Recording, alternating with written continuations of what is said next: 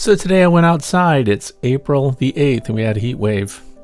Yeah, you're looking at things in slow motion here on this landing board, but I wanted to talk about a couple of things so that you might be getting ready if you're in the northern United States.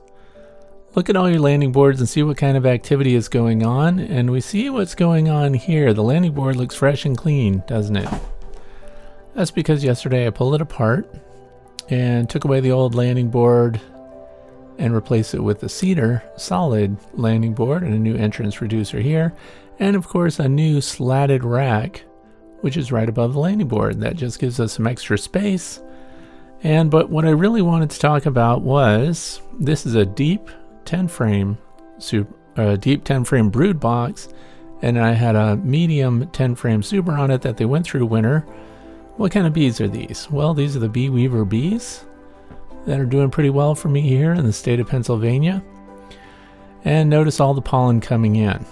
And look in the background there, those are willow trees, and you can see that the catkins have opened up and now they're providing lots of pollen. I planted those there because I get an early indicator of what's going on in the wetlands nearby. So this dark orange pollen that they're bringing in on their pollen baskets is probably from the willow trees. There's also some dark olive pollen coming in.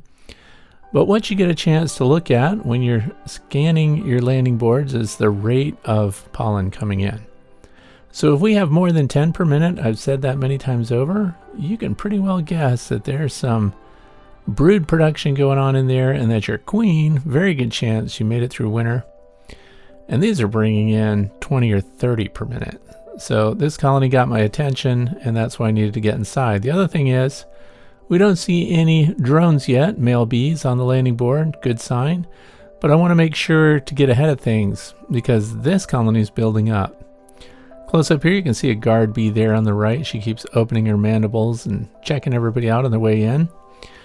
And when I pulled the medium super off, so between the medium and the deep brood box, I disrupted a bunch of cells that were drone larvae. So they had drones that were already capped, so that's coming pretty soon. We want to be ready. Now for my area, this is early. I wouldn't normally be worried about expanding colonies now, but there's buildup happening. And I wanted to share that with you. If you're in the northern United States, it's time to pay attention. If you don't want them to swarm out, we got to give them extra space this time of year. I did not see any queen cells started. That's good news. They do have a queen, and so I added that extra box. I want to give myself some time here. So the other thing is, some people want to know, do you paint those landing boards? Why or why not? Well, this one, the landing board, I did not paint because it's also part of the bottom board, and it is made out of cedar. So cedar's naturally weather resistant, lasts a long time, and I got these from Better Bee. So this is a 10 frame. And of course the slatted rack is just regular pine, and I did not paint that, although I do recommend that you do if you want it to last a long time. I kind of did a last minute swap out here when I saw how they were building up. The other thing is, this landing board was too close to the ground. It was about 12 or 13 inches off the ground, which meant that the skunks who've come out of torpor, come out of hibernation, they were coming in inspecting landing boards. So this was one of my colonies in the apiary that was too low and the skunks could reach it. Skunks will stand up on their tiptoes, scratch the landing board, and then when the guards fly out at night, they get disoriented, land in the grass, and the skunks go over, roll them with their feet, and eat them.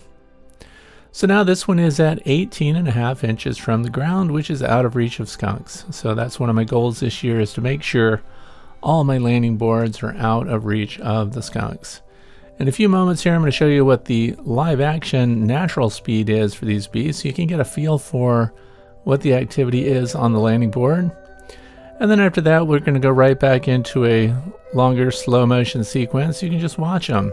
But I just wanted to give you a heads up. It's time to keep an eye on them, expand them ahead of their preps for swarming, and maybe you can head off a swarm, and instead, as is my goal here today, when they build up enough, I want to do a split. Don't want to wait for them to swarm. I wanted to expand the colonies, expand the boxes, give them room. And I did use foundation, no drawn comb.